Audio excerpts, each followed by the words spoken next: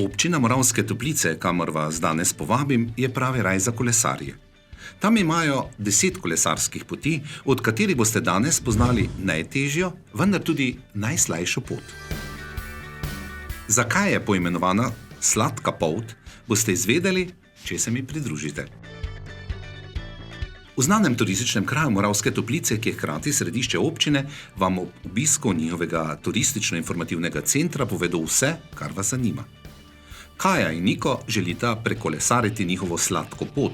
V stilu imena sta tako pred odhodom v neposrednji bližini Term Vivat obiskala hišo in čokoladnico Tara.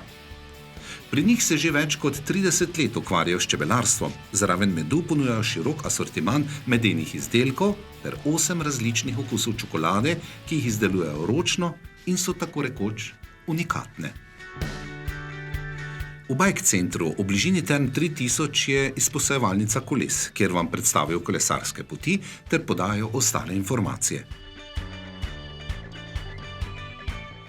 V kafe Praline pa pred odhodom na kolesarsko turo s prekmurskimi sladicami, slastnimi pralineji, raznovrstnimi pitami in številnimi drugimi sladkimi presenečenji ter z napitki, ki jih najdete samo pri njih, poskrbijo, da vam energije na poti ne bo zmanjkalo. Za boljšo orientacijo še pogled na kolesarsko tablo in na to Kaja in Niko vztrajno obračata pedale skozi Martjance in Sebeborce v hribovit svet krajinskega parka Goričko skozi Ivanovce v kraj Kančevci. Na slemenu hriba je ob domu duhovnosti poslopje nekdanje osnovne šole, v njej pa stalna razstava netopirjev javnega zavoda Krajinski park Goričko.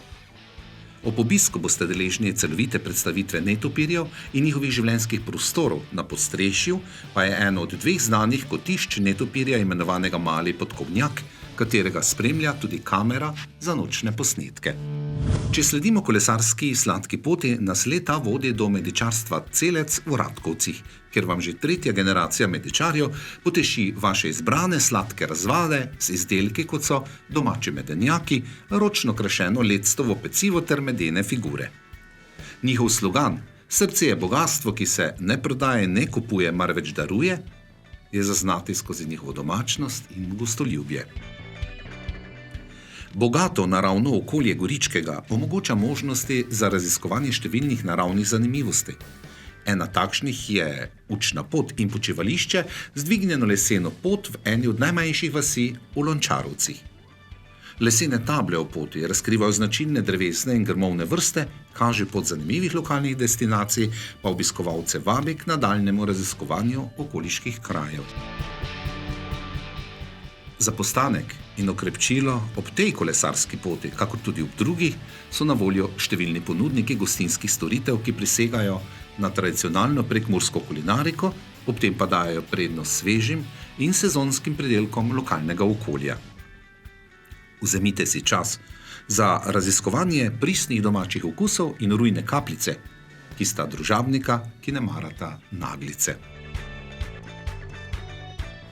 Poučen in zanimiv postanek nas čaka v Berkovcih. Časarov mlin je zaščiten tehniško-kulturni spomenik Slovenije, čigar ogled vas bo popeljal v preteklost in nemalo številnim priklical občutek nostalgije. Približal življenje na podeželju v začetku prejšnjega stoletja, izvedeli boste, kako je bilo v času naših dedkov in pradedkov, ter pridobili vpogled v tehniško znanje izpred 100 let.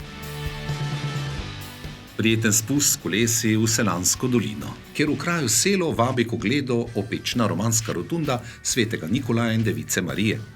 Enkratna arhitektura visokega srednjega veka je doživela v različnih obdobjih večkratne prezidave in poslikave. V notranjosti so freske, ki prikazuje postaje Kristusovega pasijona.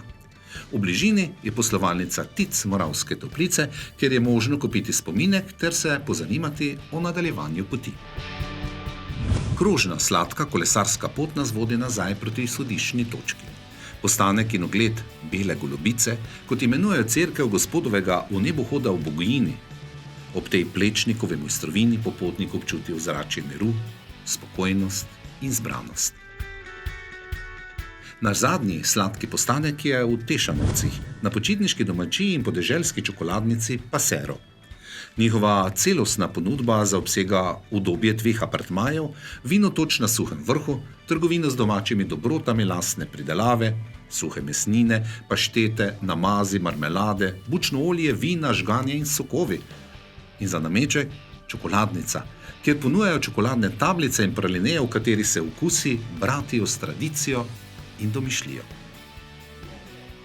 S tem se zgodba kolesarjenja po sladki poti v občini Moravske Toplice konča. Zdaj veste, zakaj ima takšno ime. Vsi željni kolesarjenja vabljeni, da se preizkusite na njej ter podoživite radosti Pomurja.